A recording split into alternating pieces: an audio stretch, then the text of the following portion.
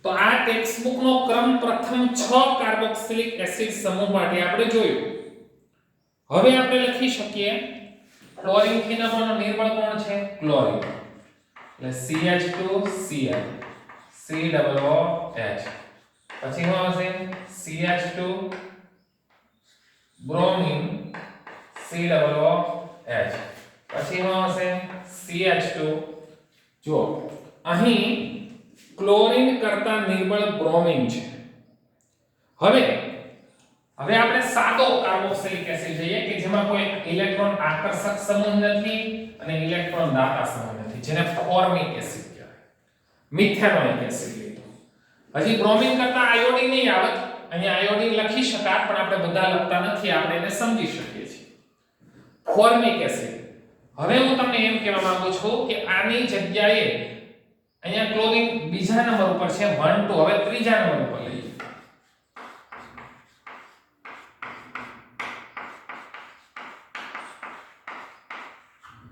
તો આ બીજા નંબરનો કાર્બન કરતા ત્રીજા નંબર ઉપર જ્યારે ઇલેક્ટ્રોન આકર્ષક સમૂહ જોડાયેલો હોય તો એની ઇલેક્ટ્રોન આકર્ષવાની શક્તિ થોડી નબળી પડે છે.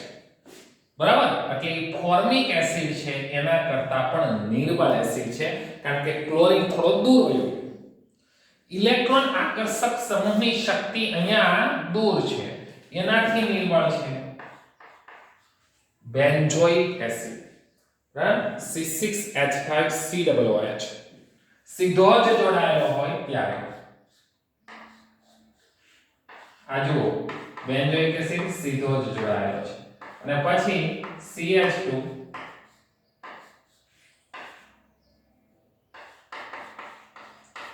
બેન્ઝોઇક એસિડ ક્યાં જોડાયેલો છે? એના પછીના કાર્બન ઉપર જોડાયેલો છે.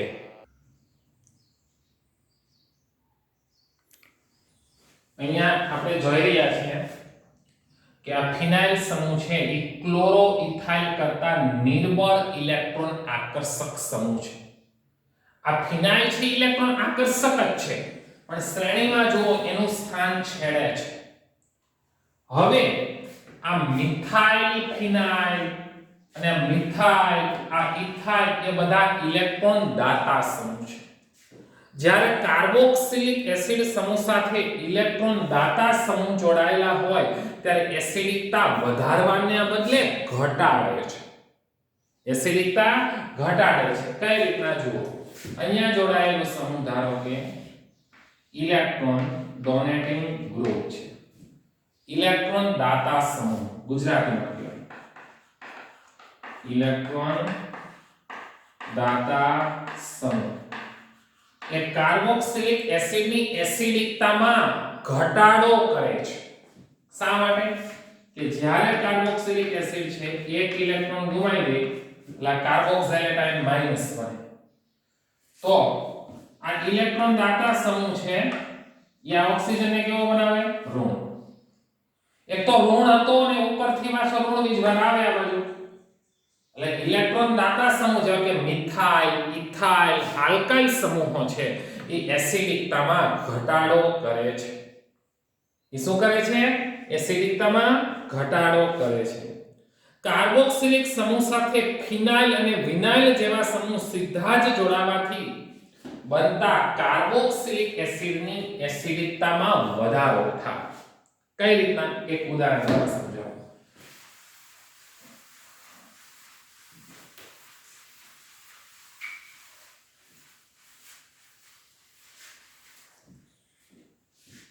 અહીંયા જો CH2 દ્વિબંધ CH COOH. આ છે વિનાઇલ સમૂહ જોડાયેલો છે. જો આ વિનાઇલ સમૂહ કાર્બોક્સિલિક એસિડ સમૂહ સાથે જોડાયેલો છે. હવે CH3 CH2 COOH અને આ ઇથાઇલ સમૂહ છે. તો આ વિનાઇલ સમૂહ છે વધુ એસિડિક છે. શા માટે? હવે આ જ્યારે એક H+ નું આવશે CH2 દ્વિબંધ CH કાર્બન દ્વિબંધો ઓક્સિજન માઈનસ. જો આવું સમૂહ બનશે, બરાબર?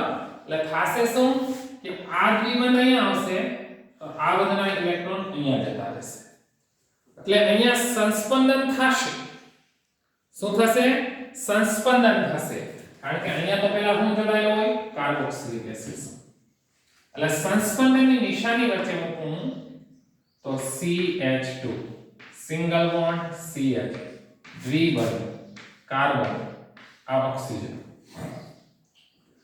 હવે આને ગુમાવ્યા એટલે એ પ્લસ બન્યો બરાબર અહીંયા ઓક્સિજન છે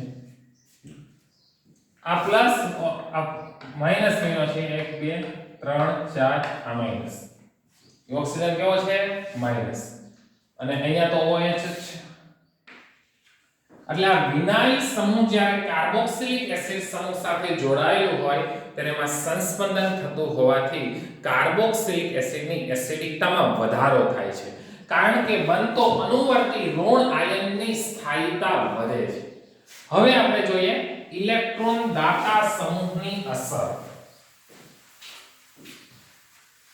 તમને હમણાં જ સમજાવ્યું એ મુજબ ઇલેક્ટ્રોન દાતા સમૂહની હાજરીને કારણે કાર્બોક્સિલિક એસિડની એસિડિકતામાં ઘટાડો થાય છે કઈ રીતના જુઓ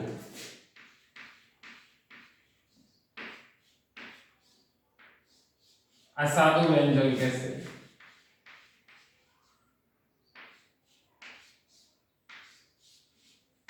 આ બેન્ઝોઇક એસિડ ને આ પણ છે બેન્ઝોઇક એસિડ આ ત્રણેય બેન્ઝોઇક એસિડ છે સાદો બેન્ઝોઇક એસિડ હોય તો નો pK હમણાં આપણે જાણ્યું મુજબ 4.19 હોય pK નું મૂલ્ય ઓછું એમ એસિડિકતા વધારે હવે અહીંયા હું નાઇટ્રો સમૂહ લગાડું નાઇટ્રો સમૂહ તો અગાઉ શીખ્યા એ મુજબ નાઇટ્રો સમૂહ એ ઇલેક્ટ્રોન આકર્ષક સમૂહ છે જે એસિડિકતામાં વધારો કરે એટલે pK નું મૂલ્ય ઘટી જશે pK નું મૂલ્ય 3.41 જેટલું થઈ ક્યારે કોનું તો કહી શકાય 4 nitro benzoic acid 4 nitro benzoic એસિડના pK નું મૂલ્ય 3.41 થઈ હવે ઇલેક્ટ્રોન દાતા સમૂહ લગાડી દઈએ મિથોક્સી જો આ ઇલેક્ટ્રોન દાતા સમૂહ છે જેના pK નું મૂલ્ય બરાબર જેના pK નું મૂલ્ય 4.46 છે જો બેન્ઝોઇક એસિડ કરતા pK નું મૂલ્ય વધી ગયું pK નું મૂલ્ય વધુ એમ એસિડિકતા ઓછી તો શા માટે કારણ કે આ મિથોક્સી સમૂહ છે મિથાઇલ સમૂહ છે એ ઇલેક્ટ્રોન દાતા સમૂહ છે અને ઇલેક્ટ્રોન દાતા સમૂહની હાજરીને કારણે કાર્બોક્સિલિક એસિડની એસિડિકતામાં શું થાય છે ઘટાડો થાય છે તો આ હતી વિદ્યાર્થી મિત્રો આપણે કાર્બોક્સિલિક એસિડનો એસિડિક સ્વભાવ આ એવી રાસાયણિક પ્રક્રિયા હતી કે જે બધામાં OH બંધતું હતું કાર્બોક્સિલિક એસિડની આપણે 4 પ્રકારની રાસાયણિક પ્રક્રિયા ભણવાની છે માં પહેલી પૂરી થઈ ગઈ હવે બીજી જોઈએ પ્રક્રિયા આ પહેલી રાસાયણિક પ્રક્રિયા તે બીજી રાસાયણિક પ્રક્રિયા કે જેમાં કાર્બોક્સિલિક એસિડમાં C double bond O OH આવી રીતના હોય ને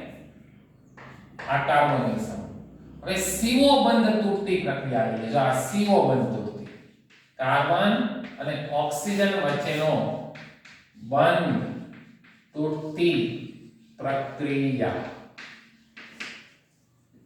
તો કાર્બોક્સિલિક એસિડમાં CO બંધ તૂટતી બે પ્રક્રિયાઓ છે એનહાઇડ્રાઇડ બનવું અને એસ્ટરીકરણ તો પહેલું લઈ લો એનહાઇડ્રાઇડ બનવું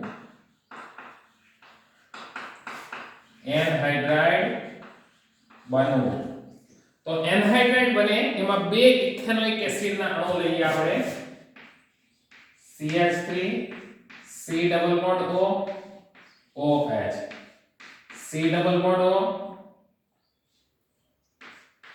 CH3 OH ઇથેનોઇક એસિડના બે અણુ છે ફોસ્ફરસ પેન્ટોક્સાઇડની હાજરીમાં ડેલ્ટા તાપમાને H+ અથવા ફોસ્ફરસ પેન્ટોક્સાઇડ ડેલ્ટા તાપમાને તો જો અહીંથી OH જાય અને અહીંથી હાઇડ્રોજન જાય એટલે પાણીનો અણુ દૂર થાય એટલે બનશે શું C double bond O C double bond અહીંયા મિથાઇલ છે અહીંયા મિથાઇલ છે અને વચ્ચે ઓક્સિજન આ બાજુ બે કાર્બન છે આ બાજુ બે કાર્બન વાળો એનહાઇડ્રાઇડ એટલે એનું નામ શું પાય ઇથેનોઇક એનહાઇડ્રાઇડ ઇથેનોઇક એનહાઇડ્રાઇડ બને છે બીજી પ્રક્રિયા છે એસ્ટરીકરણ બીજી કઈ પ્રક્રિયા છે એસ્ટરીકરણ અહીંયા એસ્ટરીકરણ આ પ્રક્રિયા તો આપણા માટે બહુ જૂની છે કે કાર્બોક્સિલિક એસિડનો અણુ આલ્કોહોલના અણુ સાથે પ્રક્રિયા કરે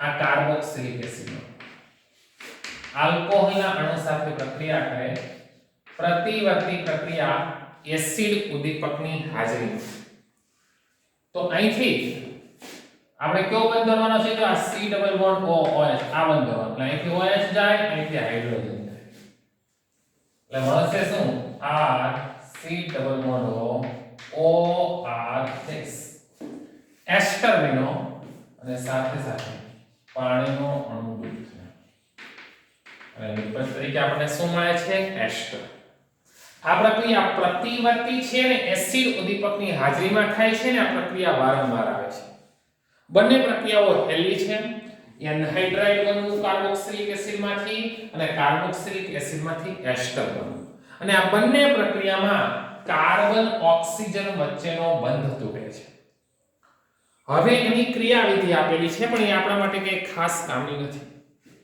કાર્બોક્સિલિક એસિડ પહેલા એસિડ ઉદ્દીપક સાથે જોડાય છે પછી આલ્કોહોલ સાથે જોડાઈને એસ્ટર બનાવે છે એની ક્રિયાવિધિ પાના નંબર 382 ઉપર આપેલી છે એ તમારે ફક્ત જોઈ લેવાની છે હવે પછીના પીરિયડમાં આપણે 3 નંબર 4 નંબર અને વધારાની પ્રક્રિયાઓનો અભ્યાસ કરીશું અસ્તુ